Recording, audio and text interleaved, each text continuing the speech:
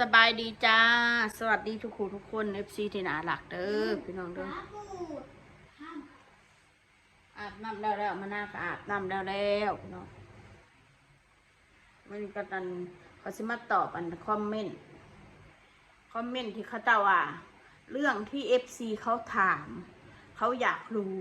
แต่ไม่พูดแต่ไม่ตอบผลอะไรเรื่องที่เขาไม่อยากรู้กับเอามาพูดกับเอามาตอบคอยสิตอบไปว่าและ FC เขาเป็นผู้ใดแล้วคอยจังสิมาเว้าทุกเรื่องเขาก็เป็นแค่ท่านผู้ชมคือกันบ่แม่นบ่มันบ่แม่น FC ดอกที่เขาอยากรู้อยากเห็นนั่นคือคนเขาอยากฮู้จักว่าเป็นยังกันอันนั้นอันนี้อันนั้นเข้าใจบ่คอยบ่จำเป็นต้องสิมานั่งเว้าทุกเรื่องเข้าใจเนาะคอยบ่ฮู้ดอกว่าผู้ใดมาเบิ่งคอยบ่มาเบิ่งคอยบ่ฮู้แต่ว่าFC แต่ก็สิมาว่า FC เขาถามมาเยอะเขาบ่ได้มีถาม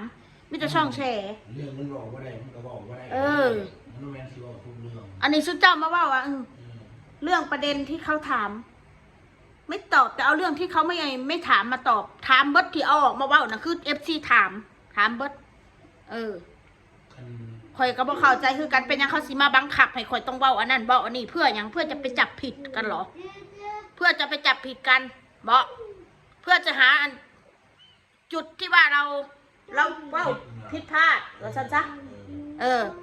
เอาเป็นว่าข่อยนะอันใดข่อยเว้าได้ข่อยก็เว้าเด้อพี่น้องเด้ออันใดข่อยบ่เว้าบ่ได้ข่อยก็บ่อยากเว้าคือเรื่องในครอบครัวนี่มันบ่จำเป็นข่อยก็บ่อยากมานั่งเว้าดอกเว้าไปจนน่ะซุเจ้าก็จะมาสาวไอ้สาวใส่ให้กากินบัดเว้าไปอีกเด้มันมีบทเรียนมาแล้วมากพอแล้วมันเจ็บช้ำน้ำใจมามากพอแล้วเรื่องครอบครัวนี่เอาเป็นว่าให้มันจบ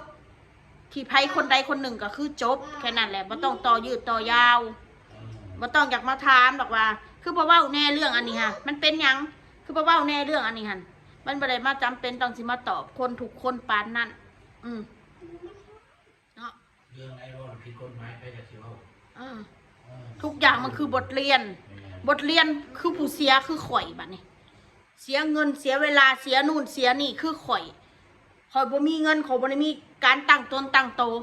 ย้อนหยังเป็นพ่อปากอันนี้ยอมรับสาธุยอมรับเป็นพ่อปากเพราะเขาเป็นคนปากไว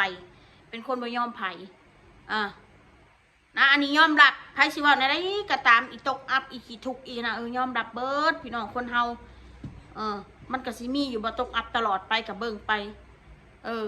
เพราะว่าชีวิตข่อยตอนนี้มันมรสุมเบิดทุกด้านเลยว่าซั่นซะมรสุมเบิดทุกด้านข่อยก็บ่สามารถสิมานั่งบีบน้ำตาหรือมานั่งไห้นั่งห้องคือพี่น้องว่าแหละทำเป็นยิ้มละลื่นพอหลังกล้องแล้วก็นั่งร้องไห้แม่น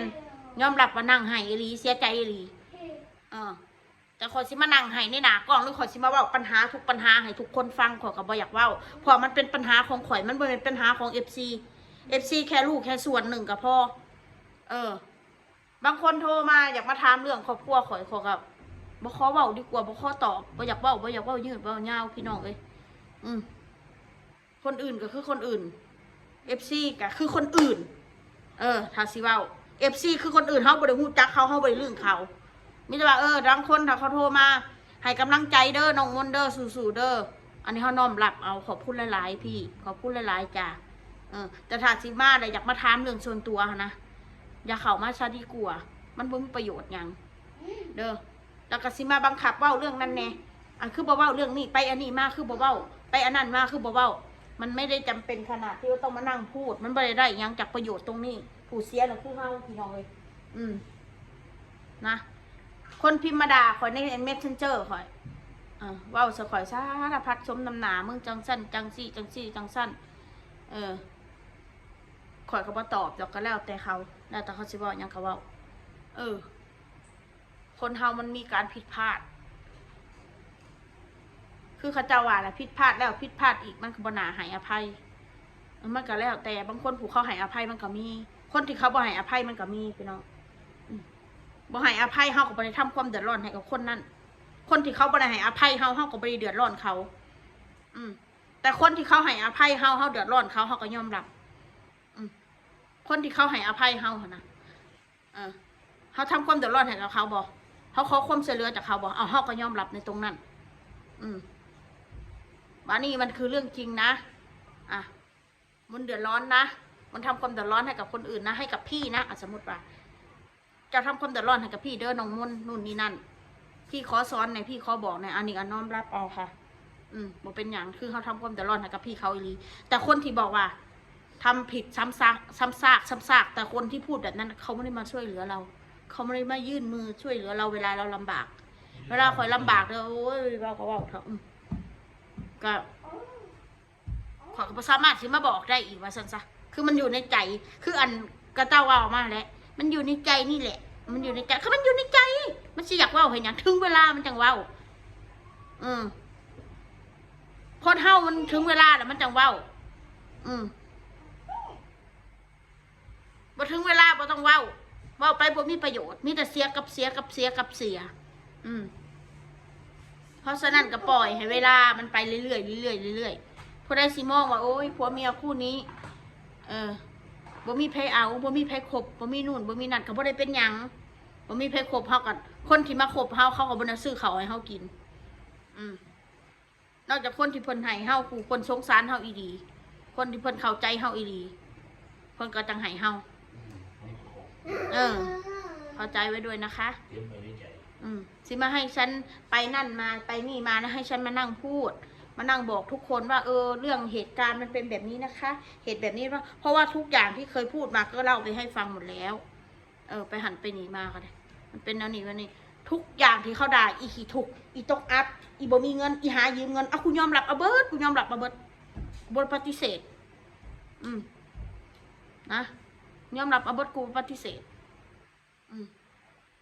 กูก็เคยถูกกว่านี้ก็มีมาแล้ว เมื่อก่อนเคยถูกกว่านี้นะเมื่อก่อนให้บ่มีเงินเดือนเลยบ่มีเงินกินข้าวเลยว่าจ้ะเคยถูกกว่านี้มาก่อนกินข้าวกับแจ่ว3 มื้อกินมาแล้วจ้ะนะลวกปลาขากินแต่ยังกินแบบแก้วมาแล้วเคยมาแล้วข่อยกับผัวข่อยนะไปลงคลองไต่ปูไต่ปลาอยู่ในคลองหาปลาเถอะโต2 โตมาปิ้งมาจี่กินกับผัว2 คนก็เคยมาแล้วมันจะถูกกว่านี้ก็เคยมาแล้วสันซะเงินบ่มีกินบ่มีเพื่อนบ่มีพุงบ่มีคนขบบ่มีคนอยากพูดจักแม่แต่ยังเดี๋ยวแม่พาไปแม่แต่ยังผ่านกันมากันยังมึนไก่พูดเข้าใจบ่เดี๋ยวจังไปลูกจะหน่อยก่อนรอพ่อก่อนพ่ออาบน้ำอยู่ใส่เสื้อผ้าก่อนยายหมองก่อนนะลองมาหน้ากวนแม่ถ้าเฮ็ดคลิปแล้วกวนโหลดอันนี้ก็โตดีลูกนี่ก็ได้เป็นเสียงลูกนั่นแหละเขาก็เลยได้ว่าหายว่าลูกบ่รู้เรื่อง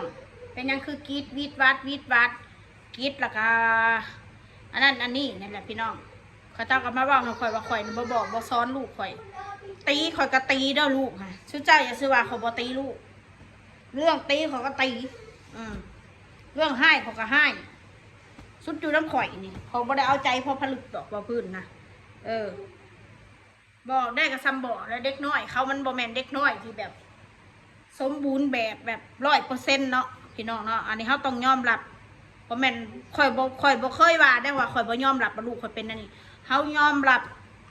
นอกมาหน้าเป็นนั่นนี่ค่ะ